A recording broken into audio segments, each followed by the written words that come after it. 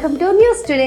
పంచతంత్ర కథలు, సర్కార్ నౌకరీ లాంటి హిట్ సినిమాలు మనకు అందించి తెలుగు ప్రేక్షకుల హార్ట్స్ కొల్లగొట్టేసిన శేఖర్ గారు మనతో పాటు ఉన్నారు. ఆయనతో మాట్లాడద్దామా?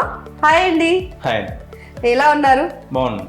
నాగశ్విన్ గారు వీళ్ళందరూ మీరు సో ఇండస్ట్రీకి అంత మంచి మంచి డైరెక్టర్స్ ఇస్తున్న ఆ ఊరికి నిజంగా సెల్యూట్ చెప్పాలి మేము. ఫస్ట్ మీకు ఇంటర్మీడియట్ లో మీరు రైటర్ అని తెలిసిందంటే మీరు ఒక లవ్ స్టోరీ ఏదో ఎవరికైనా లవ్ లెటర్ అన్నా రాసి ఉండాలి. రాసాను, చాలా రాశాను. ఎలా ఒప్పించారు ఫస్ట్ ఆఫ్ ఆల్ ప్రొడ్యూసర్స్ ని, యాక్టర్స్ ని, వీళ్ళందరినీ? మీరు కొత్త డైరెక్టర్, నన్ను నమ్మారో లేకపోతే కథను నమ్మారో అందరూ ఎవరు క్వశ్చన్ చేయలేదండి, అందరూ బాగానే యాక్సెప్ట్ చేశారు. ఏ సీన్ తీసేటప్పుడు మీరు బాగా స్ట్రగుల్ అయ్యారు?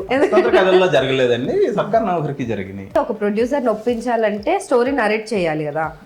సో మొత్తం స్టోరీ అంతా చెప్పాలా ప్రొడ్యూసర్ కి ఒకటేసారి? మొత్తం చెప్పాలండి. పుష్ప 2 కూడా వస్తుంది. సో ఎలాంటి ఎక్స్పెక్టేషన్స్ ఉన్నాయంటే జనాలకు వేరే లెవెల్లో ఉన్నాయి. అండ్ ఎందుకు ఆ సినిమా జనాలకు అంత కనెక్ట్ అయింది అనుకుంటున్నారు మీరు? స్మగ్లింగ్ చేశారు, అది చేశారు, ఈ కథ అంటారు, కానీ యాక్చువల్గా అది కాదు కథ.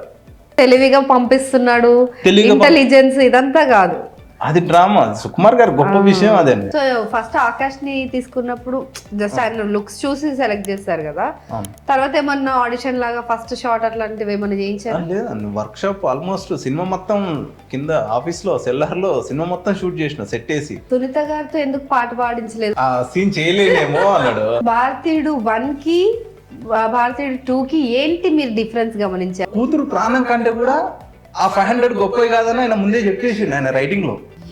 కానీ ఇక్కడ ఇవ్వలేకపోతున్నాడు, కూతురు చచ్చిపోతుంది, ఈయన కూతురు అంటే ఎంత ఇష్టమో తెలుసు, అయినా సరే ఇవ్వలేదు. అది మనం తెలియకుండా కనెక్ట్ అయిపోయినాం. ఇంకా 5-6 ఇయర్స్ లో మేబీ మేము ఇంత ఈజీగా మిమ్మల్ని కలిసే అవకాశం ఉండొద్దని అనుకుంటున్నాం.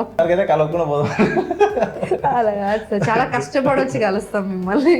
సో అలాంటి అద్భుతమైన కథలు మీ దగ్గర నుంచి వస్తున్నాయి, ఇంకా ఇంకా మంచివి రావాలి అని చెప్పి మనస్ఫూర్తిగా కోరుకుంటున్నామండి. Thank you so much.